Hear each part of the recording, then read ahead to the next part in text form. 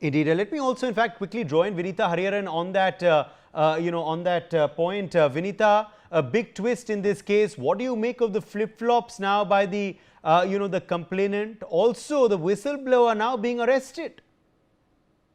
No, absolutely. I think this complete reversal of entire case is quite surreal, as the DCP had mentioned, and so this also gives a question mark on the agencies per se, the governmental agencies and the investigating agencies, as to how did it all happen is something that needs to be introspected further, and all these cases which have been highlighted, I think that requires a separate criminal investigation. But having said that, Dharamsthala itself is such a holy place where it's congruence of dharma, justice, and humanity, as the definition is Dharamsthala, and it's just not the name Dharamsthala, but the way it has been over the so many years doing charity, religious outreach, and also conducting mass marriages, and it's across religion and across caste and creed. That's what the name Dharamsthala stands for. That's what the temple stands for. And and the kind of charitable activities that the Dharamsthala has been doing, the Annadanam that is happening 365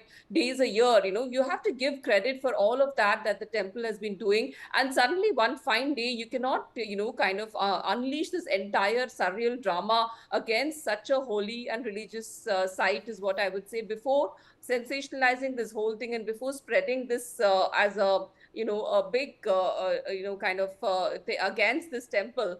I think the scandal against this temple, we need to investigate facts. We need to come to the kind of the root cause of what is happening in Dharamsthala needs to be separately investigated. But we cannot vilify the sanctity of the temple precincts, is what I would say.